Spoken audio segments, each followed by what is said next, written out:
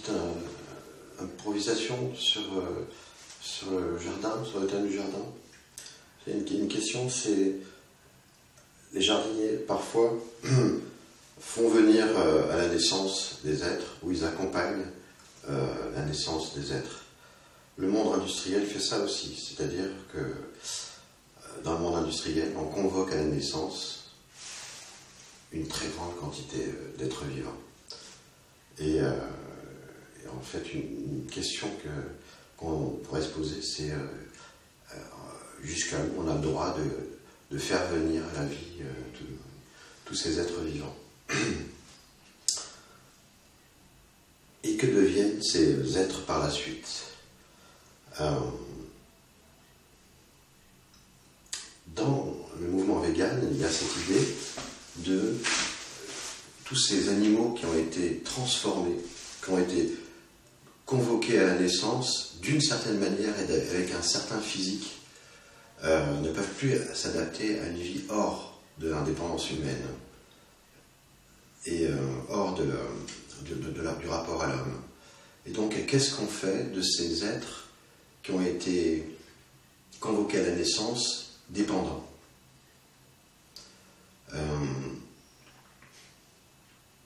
Il y a un côté, je crois, presque tragique de cette question qu'il faut accepter, parce que d'une certaine manière, il n'y a peut-être pas de solution. Parce que même faire un jardinage où il y a une plus grande autonomie des vivants,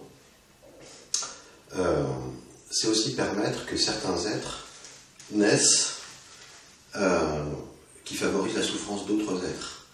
Parce qu'il y a des animaux dont la naissance et la vie est une condition de la souffrance d'autres animaux. Donc, résoudre cette question tragique du fait que vivre,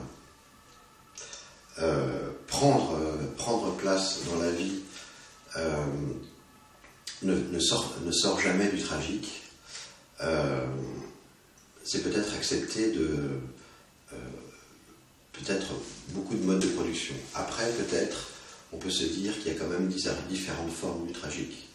C'est-à-dire que tous ces êtres qui naissent... Moi, quand j'étais petit, j'ai vu l'industrie du poulet, que j'ai fréquenté de près. Et j'ai vu des couloirs avec dans des tapis, avec des petits poussins. Et c'était l'industrie, il y a quelques années, c'était pas une grosse industrie, mais des poussins comme ça. Et en fait, à l'époque, il n'y avait pas encore les ordinateurs qui repéraient les poussins qui n'étaient pas viables. Et donc, c'était des gens qui étaient autour du tapis et qui attrapaient les poussins qui n'étaient pas viables, et qui les jetaient après. Et qui partaient. Et donc là, c'est cette convocation massive à la naissance, de quel droit on peut faire cela.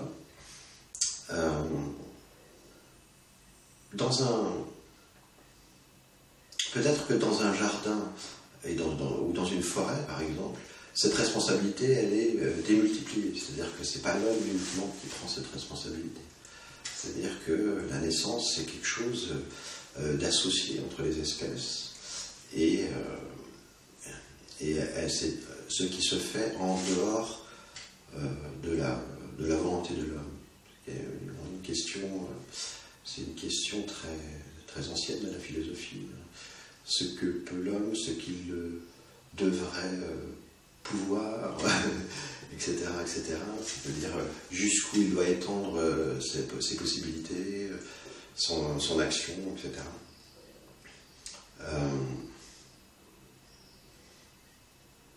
En botanique, il y a une notion qu'on appelle d'un botaniste qui s'appelle Audricourt, qui est un chercheur en botanique, et en fait qui réfléchissait c'était assez connu par les ethnobotanistes, sur le rapport entre la culture directe et la culture indirecte. C'est-à-dire que La culture indirecte, c'est une pratique culturelle qui prend en charge uniquement certaines dimensions de la plante. Et dans des parcours qui accompagnent des progressions de la plante. Et alors que la culture directe, c'est une prise en charge au-dessus de la plante, où on prend en charge la majorité de ces éléments.